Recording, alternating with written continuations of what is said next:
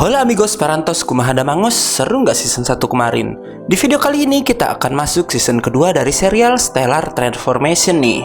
Udah segitu aja, kita langsung aja mulai videonya. Tapi sebelum mulai harap cek dulu kota kalian. Kalau sekarat, bisa numpang via tetangga.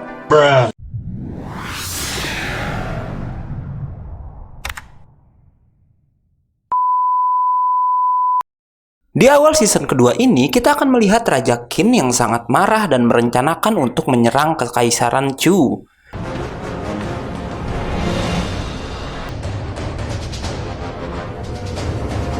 Sementara Xiaoyu yang kita lihat tewas di season kemarin, bisa bangkit lagi berkat bantuan batu meteor yang ada di dalam tubuhnya. Saat tersadar, dia sudah berada di sebuah tempat yang bernama Lei Sanju. Ia pun lalu ditemui seekor kucing oranye yang dapat berbicara bernama Xiaoxing. Xiaoxing lalu bercerita tentang tuannya yang bernama Lei Wei, seorang pangeran yang berasal dari galaksi lain. Lei Wei mengarungi alam semesta untuk mempelajari kultivasi menggunakan sebuah pesawat ruang angkasa yang ternyata adalah Lei Sanju, tempat di mana Xiaoyu kini berada. Tapi kini Lei Wei telah meninggal.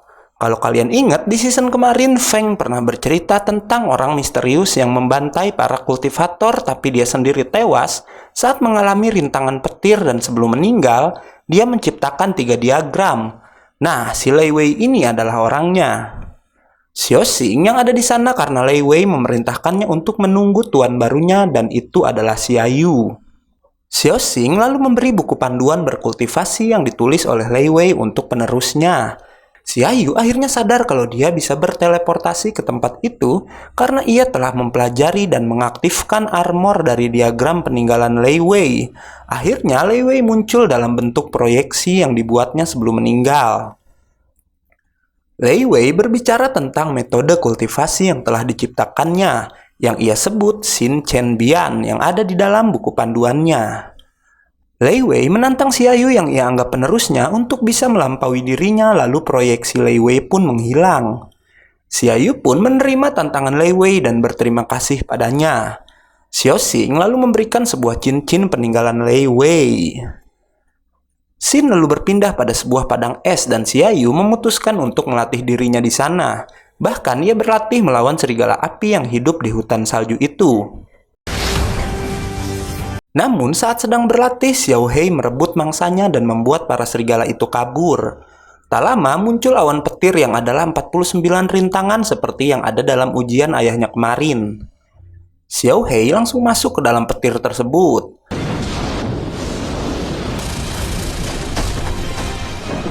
Dan ternyata ada sebuah awan petir lagi hingga dua sahabat ini menjalani rintangan bersama-sama. Saat sambaran pertama, Xiaoyu tak merasa sakit sama sekali berkat metode yang diberikan oleh Lei Wei. Ia pun lalu merasakan aura membunuh yang mendatangi tempatnya. Ternyata itu adalah segerombolan serigala api yang bersiap menyerang.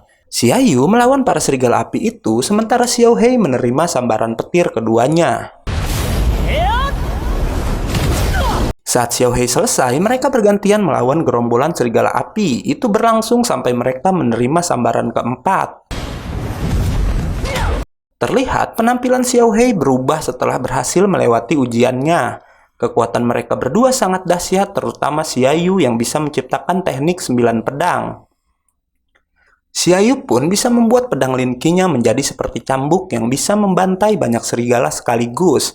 Singkat cerita, mereka berdua bisa mengusir para gerombolan serigala api itu. Setelahnya, Xiaoyu kembali ke Lei Sanju untuk memulihkan diri. Tak lama ia mendengar seseorang memanggilnya dan tanpa diduga itu adalah suara Xiao Hei yang tiba-tiba bisa berbicara pada Xiaoyu. Xiaoyu dan Xiao Hei lalu kembali berkultivasi untuk meningkatkan kekuatan mereka. Xiaoyu memakai metode buatan Lei Wei yang bernama Nebula. Ia pun akhirnya berhasil menguasai Nebula tahap awal, sedang Xiao Hei berlatih dengan caranya sendiri, mengamuk-ngamuk gak jelas di luar Lei Sanju. Setelah keduanya selesai, Xiaoyu bilang jika sebentar lagi mereka berdua akan pulang, tapi sebelum itu ia ingin memperkuat kedua senjatanya. Ia meminta Xiaoxing memberikan batu kelas atas. Xiaoxing mengeluarkan begitu banyak batu dan Xiaoyu pun menyuruh Xiao Hei memilih salah satu batu untuk memperkuat serangan burung itu. Setelah selesai, keduanya pun berniat pulang. Ternyata cincin yang dipakai Xiaoyu bisa mengecilkan Lei Sanju dan memasukkannya ke dalam cincin tersebut. Sementara di tempat lain, Raja Qin telah memulai perang dan berhasil menjatuhkan beberapa kerajaan yang berada di bawah kekaisaran Chu. Mereka dibantu oleh gerombolan bandit bernama Hei Sui menaklukkan kota-kota itu. Raja Qin tiba di sebuah kota bernama Shu. Di sana hidup keluarga Sangguan yang mempunyai dendam pada Kaisar Chu karena telah membunuh raja mereka yang bernama Zhendong. Mereka mendukung apa yang dilakukan Raja Qin dengan memberikan sebuah pedang hijau milik keluarganya.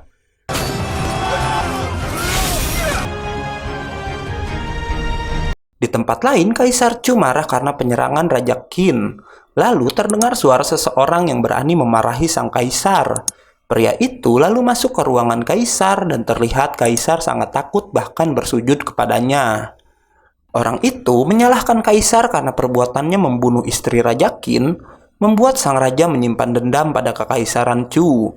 Orang itu adalah seorang raja bernama Xiang Yang.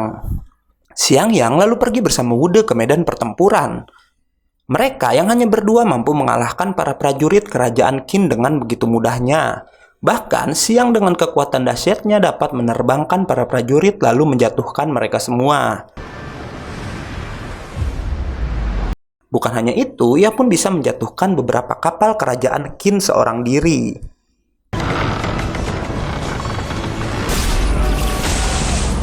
Sementara Xiaoyu dan Xiaohei akhirnya tiba di kerajaan Qin. Para prajurit sangat terkejut melihat pangeran ketiga mereka masih hidup. Xiaoyu akhirnya mengetahui jika ayahnya sedang berperang dengan kekaisaran Chu dan bergegas pergi ke tempat Raja Qinde. Raja Qinde keluar untuk menemui dua orang kuat yang menghancurkan pasukannya dengan mudah. Xiang Yang langsung meminta Raja Qin menyerah dan bergabung dengan keluarga Xiang. Namun Raja Qin membalas dan mengatakan jika Xiang adalah seorang penghayal. Xiang yang sangat marah dan akan membunuh Raja Qinde, namun Raja Qinde menawarkan kesepakatan. Jika Xiang dan Wude pergi, maka ia dan jutaan pasukannya akan mundur dan berhenti menyerang. Akhirnya Xiang dan Wude pun pergi dari tempat itu, walau nyatanya setelah itu pasukan Xiang terus membunuh pasukan Qin yang mereka temui. Raja Qin memutuskan para pasukannya untuk mundur sementara ia memikirkan serangan balasan. Saat sedang berdiskusi dengan Feng, Feng merasa kalau ada kekuatan yang menuju ke arah mereka. Kekuatan itu bahkan melebihinya dan juga Raja Qin. Dan ternyata itu adalah Xiaoyu dan juga Xiaohei. Malam harinya, Xiaoyu menceritakan semua pengalamannya. Di sana, Feng mengetahui kalau Xiaoyu sudah menjadi seorang Sangxian tahap Jin dan Qi akhir. Sedang ia dan Raja Qin baru di tahap pertama Jin dan Qi. For your information, tingkat Sangxian itu dibagi lagi jadi 6 tingkatan ya guys. Dan tiap tingkatannya dibagi menjadi tahap awal, tahap menengah, dan tahap akhir. Raja Qinde saat senang dan bilang ia berhutang budi pada Xiaoyu. Ia pun berkata akan mengabulkan apapun yang Xiaoyu minta. Xiaoyu meminta keluarganya untuk ikut naik ke atap yang ia bilang itu mengingatkan dia waktu berlatih menjadi seorang Xiantian. Ia pun berkata jika selama ini ia sangat ingin menikmati bulan sambil mengobrol dengan ayahnya. Mereka semua bersulang di atas atap sambil berbicara tentang Xiang yang ternyata adalah kaisar pertama Chu yang telah lama pergi. Ia bahkan telah mencapai Sangxian tingkat kedua yang disebut Yuan Ying. Feng bilang walau Xiaoyu menyatukan kekuatan dengan Xiaohei, mereka belum tentu bisa mengalahkannya. Pagi harinya, Raja menerima sebuah surat dari Xiaoyu yang berisi jika ia akan pergi untuk mengalahkan Xiang Yang. Merasa anaknya sudah terlalu banyak berkorban, Raja Qinde pun kemudian menyusulnya. Sebelum menuju tempat Xiang Yang, Xiaoyu berencana mengalahkan Wude terlebih dahulu.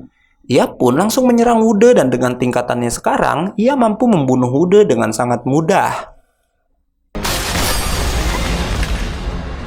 Setelahnya, ia langsung menantang Xiang Yang dan dengan bantuan Xiaohei, mereka pun langsung beradu kekuatan. Raja Qin yang sampai di sana mencoba membantu Xiaoyu, tapi Feng melarangnya karena katanya itu hanya akan mengganggu pertarungan mereka.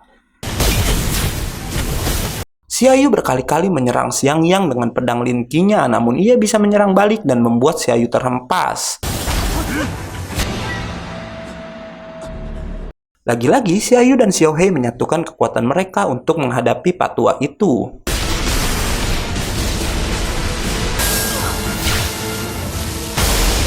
Xiangyang mengeluarkan senjata tombaknya dan beradu dengan Lin Qi milik Xiaoyu. Bahkan teknik 9 pedang tak mampu menahan serangan tombak Xiangyang yang sangat kuat. Xiao Hei meminta Xiaoyu mengulur waktu sampai gerhana bulan tiba karena ia akan mengeluarkan teknik yang disebut full moon.